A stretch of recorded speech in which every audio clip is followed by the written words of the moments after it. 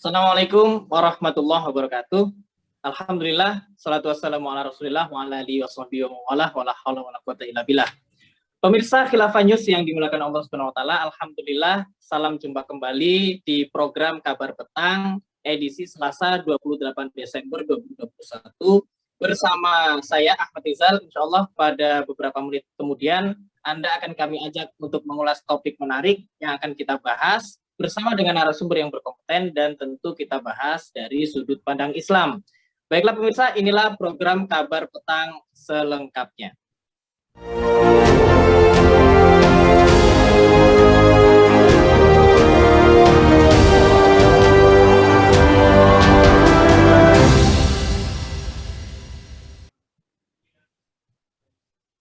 Pemirsa, Anies Baswedan sepertinya tak akan mundur soal revisi kenaikan upah minimum provinsi atau UMP DKI pada tahun 2022. Setelah diserang kalangan pengusaha soal keputusannya menaikkan lagi UMP yang awalnya 0,8% menjadi 5,1%, Anies akhirnya buka suara. Menurut Anies, meski dia menaikkan besaran UMP DKI menjadi 5,1%, kenaikan tersebut tidaklah setinggi seperti kenaikan tahun-tahun sebelumnya. Pada saat yang sama, revisi ini juga tidak serendah tahun lalu. Anies sebelumnya mengumumkan revisi kenaikan UMP DKI 2022 menjadi Rp225.667 atau 5,11%. Dengan begitu, UMP DKI 2022 ditetapkan senilai Rp4.641.854. Sebelumnya, Anies menetapkan UMP 2022 hanya naik Rp37.749 atau 0,85% dari tahun ini menjadi Rp4.453.935. Mantan Menteri Pendidikan dan Kebudayaan ini menerangkan UMP DKI dalam 6 tahun terakhir rata-rata naik 8,6%. Sementara tahun lalu nilai upah ibu kota tergerus di 3,3% akibat pandemi COVID-19. Apa dampak kenaikan UMP tersebut bagi iklim perburuhan? Bagaimana respon pengusaha atas keputusan tersebut? Dan juga kemudian apakah kenaikan UMP menunjang naiknya daya beli masyarakat? Baiklah pemirsa, untuk membahasnya kami telah terhubung dengan peneliti senior dari PKAD, yaitu Bung Fajar Kurniawan. Assalamualaikum warahmatullahi wabarakatuh, Bung Fajar. Waalaikumsalam warahmatullahi wabarakatuh. Rizal, apa kabar? Bagaimana kabarnya Bung Fajar, sehat? Alhamdulillah, sehat-sehat. Alhamdulillah. Alhamdulillahirrahmanirrahim. Baik, kita langsung saja Bung.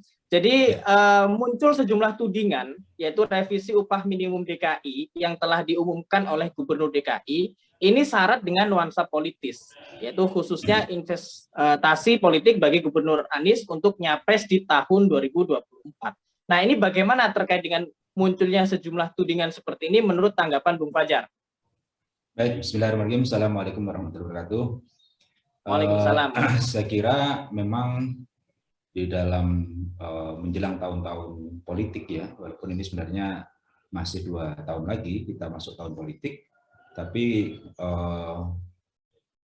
perbincangan atau perdebatan atau bukan ya diskursus terkait dengan hal itu sudah mulai mengemuka ya, dan saya kira sah-sah saja kemudian kalau orang mempersepsikan apa yang telah dilakukan oleh Gubernur Anies Baswedan, yaitu dengan menaikkan upah minimum provinsi DKI Jakarta tahun 2022 itu dimaknai atau dipersepsikan sebagai langkah-langkah politis Anies untuk menaikkan apakah popularitasnya ya, sehingga kemudian itu akan membawa efek bagi naiknya popularitas Anies menjelang pemilu tahun 2024. Jadi saya kira memang sulit kalau kemudian memisahkan kebijakan-kebijakan yang diambil oleh penguasa, baik itu presiden, kemudian Pak Gubernur ya.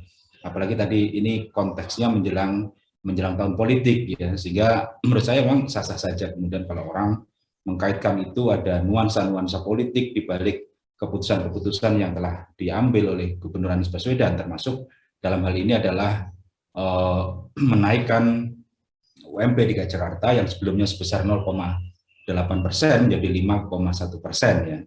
Nah, tapi yang pasti sebenarnya apa motif sesungguhnya di balik itu, ya tentu Pak Anies mungkin yang lebih paham apakah memang itu beliau maksudkan ada kaitannya dengan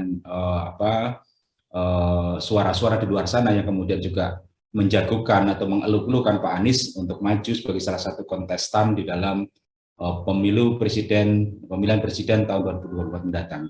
Jadi saya kira seperti itu tanggapan saya, Bung Rizal. Baik, kemudian terkait dengan dampak kenaikan UMP tersebut tadi bagi iklim perburuan seperti apa, Bu? Juga terus kemudian bagaimana respon pengusaha atas keputusan tersebut, dan apakah hal ini, yaitu kenaikan UMP ini akan mempengaruhi daya beli masyarakat?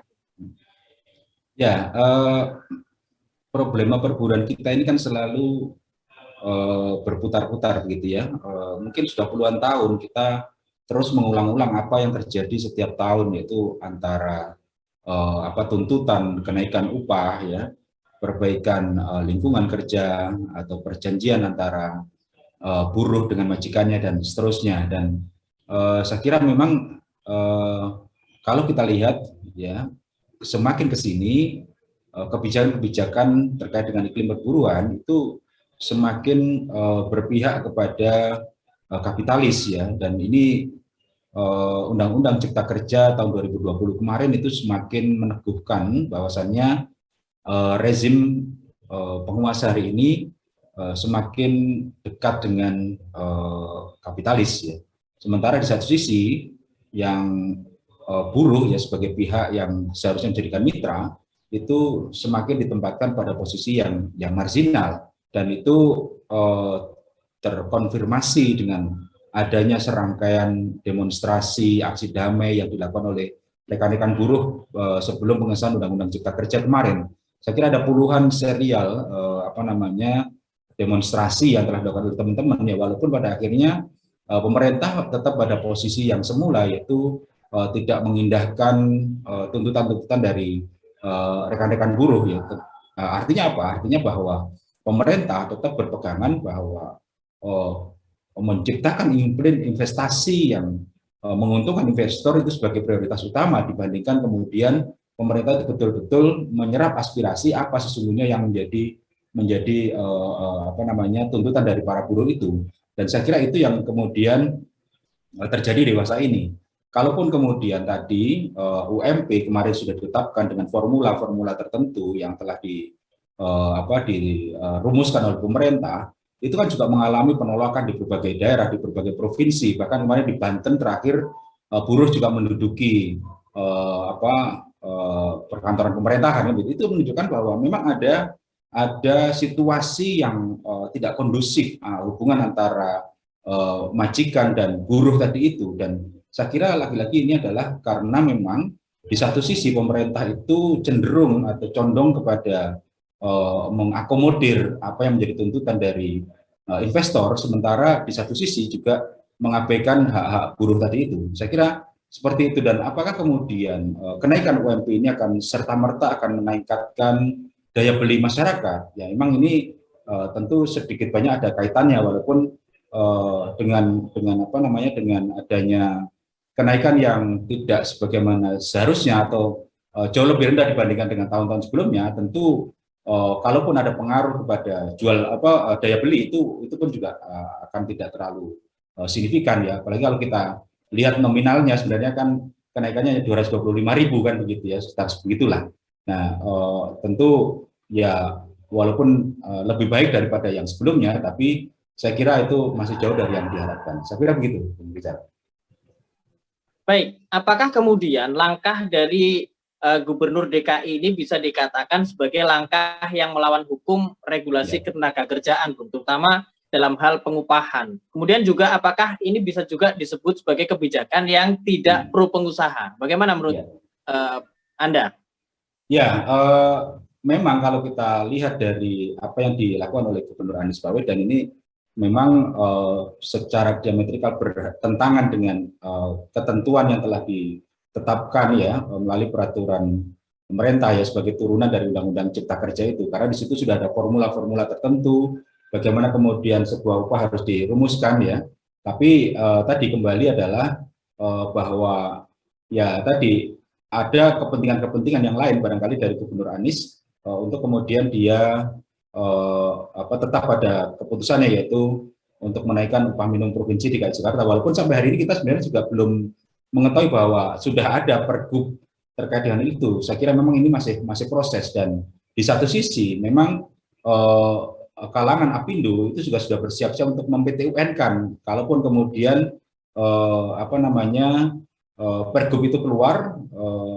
Ini Apindo sebagai perwakilan Asosiasi Pengusaha Indonesia itu sudah ancang-ancang untuk mem-PT-UN-kan pergub itu, sehingga dari sini memang semakin runyam ya situasinya, karena tadi tidak bertemunya kepentingan dari para pemangku kepentingan ya, baik itu pemerintah, kemudian pengusaha maupun perburuan. Sementara di pihak pemerintah Provinsi DKI sendiri sudah menyatakan bahwa penetapan UMP yang terbaru itu sudah melalui proses-proses yang melibatkan semua pihak, baik itu perwakilan pengusaha, perwakilan buruh, dan juga pemerintah provinsi, sehingga memang di sini kita melihat sesuatu itu menjadi begitu rumitnya ketika kemudian memang sudah ada bumbu-bumbu yang lainnya, yaitu adalah tadi dikait-kaitkan dengan proses kontestasi politik dan seterusnya begitu. Saya kira begitu. Baik, tentu kita merasa miris sekali ya, Bung, melihat fakta sistem upah murah yang dijalankan begitu di negeri kita ini. Dan juga kita juga tidak bisa melupakan terkait dengan banyaknya ribuan kasus itu bermunculan yang menimpa buruh, baik yang terekspos di media ataupun yang tidak terekspos. Dan juga terkait dengan misalkan banyak sekali diskriminasi buruh ya, dan juga pelanggaran hak-hak mereka di tempat kerja. Menurut Bung Fajar sendiri, bagaimana catatan Bung Fajar ini terkait dengan iklim buruh di Indonesia ini, Bung? Ya, memang sejak lama kita relasi antara buruh dengan majikan di Indonesia ini kan dalam relasi yang tidak seimbang ya.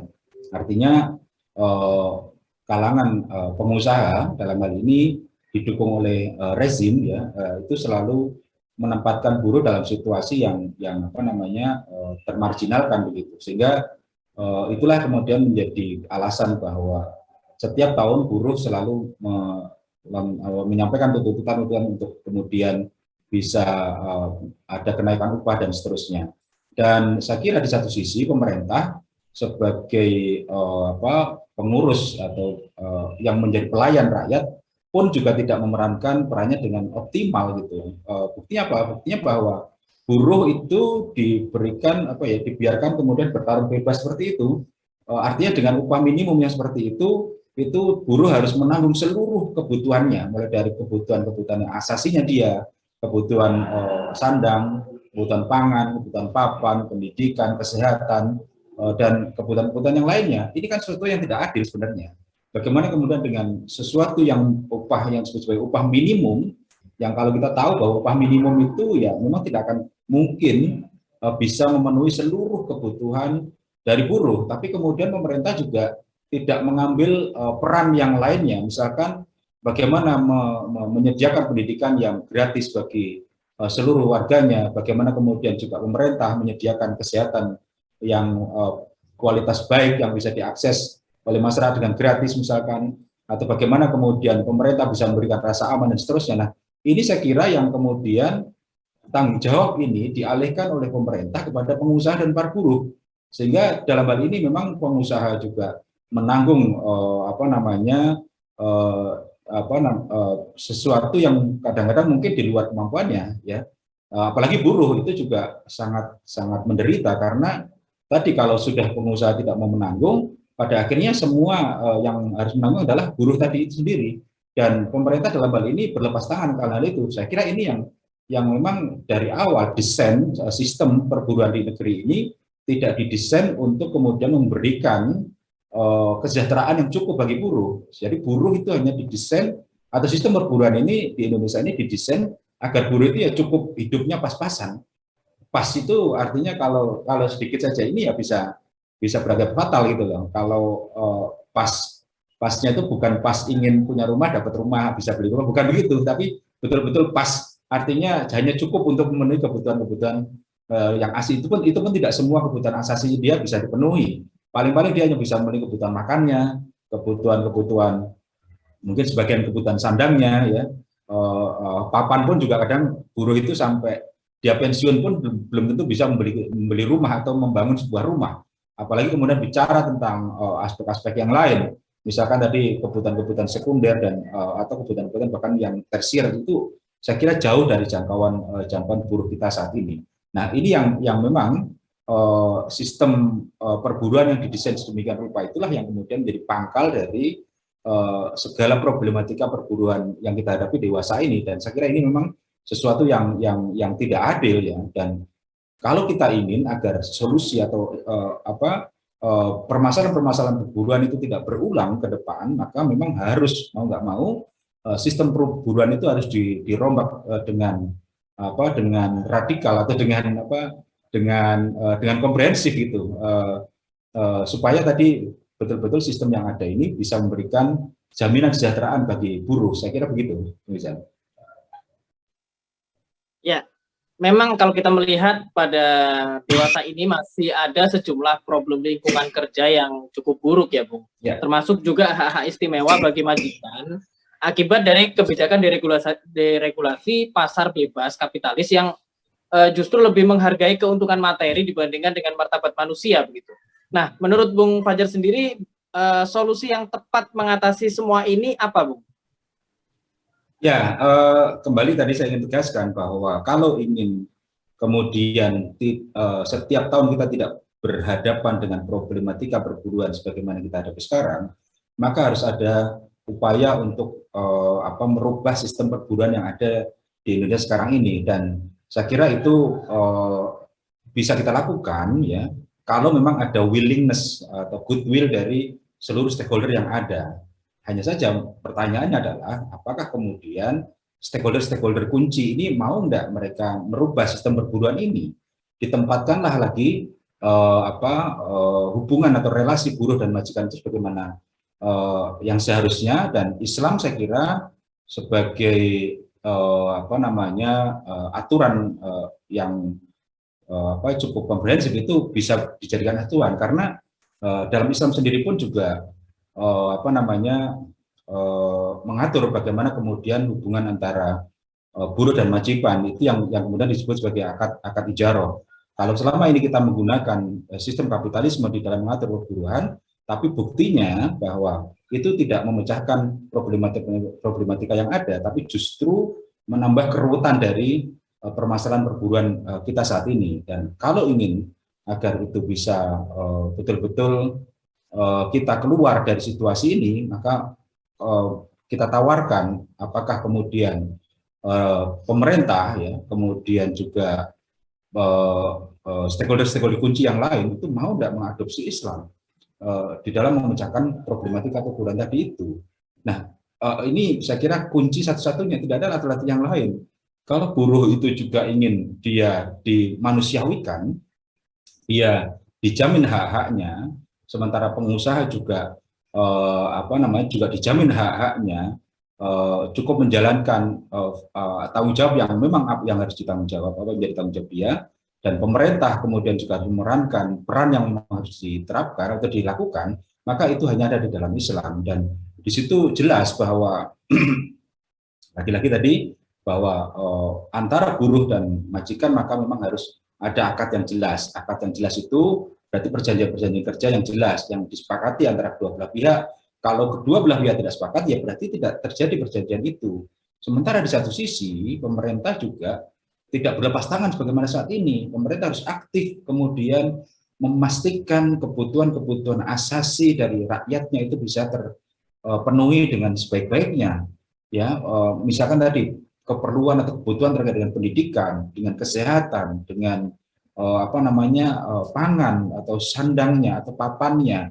Nah, itu pemerintah harus mengambil peran aktif di situ. Tidak boleh kemudian pemerintah itu hanya menyerahkan pemenuhan atas kebutuhan-kebutuhan itu kepada buruh atau melimpahkan tanggung jawab pemerintah itu kepada pengusaha. Saya kira ini yang harus didudukkan dalam proporsi yang tepat gitu lah. Apa tanggung jawab pemerintah, apa tanggung jawabnya buruh, apa tanggung jawab majikannya, sehingga tadi masing-masing pihak bisa kemudian berkontribusi sebagaimana yang diatur oleh Islam gitu, atau yang memang seharusnya seperti itu. Dan saya kira itu yang memang tantangan ke depannya, bagaimana kemudian agar problematika perburuan tadi tidak berulang setiap tahunnya, yaitu tidak berulang di mana kemudian buruh selalu merasa dikorbankan, pengusaha juga demikian ya.